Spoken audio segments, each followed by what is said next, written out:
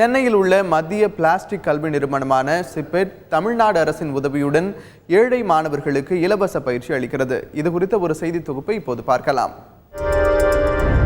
தமிழக அரசின் திறன் வளர்ப்பு கழகத்தின் நிதியுதவியுடன் ஏழை மாணவ மாணவிகளுக்கு மத்திய பிளாஸ்டிக் கல்வி நிறுவனமான சிப்பெட்டில் வேலை திறன் பயிற்சி வழங்கப்படுகிறது. நவீன இயந்திரங்களில் 3 மாதங்களுக்கு பயிற்சி அளிக்கப்படுகிறது.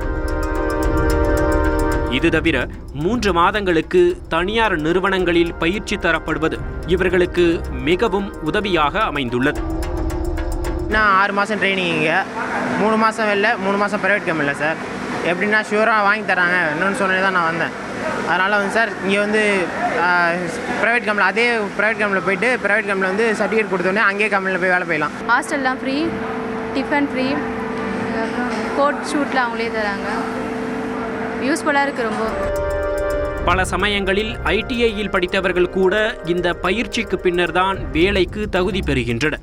பிளாஸ்டிக் பொருட்களை தயாரிக்கும் எந்திரங்களை இயக்குவது முதல் எந்திர வடிவமைப்பு, தொழில்நுட்பம் முதலிய அனைத்து அம்சங்களையும் இங்கு கற்றுக்கொள்ள முடியும். அதற்கான பயிற்சிகள் வருகிற 23ஆம் தேதி தொடங்க இருக்கிறது. இதில் நீங்கள் சேர்ந்தீங்கன்னா நிச்சயமாக பயனடையலாம்.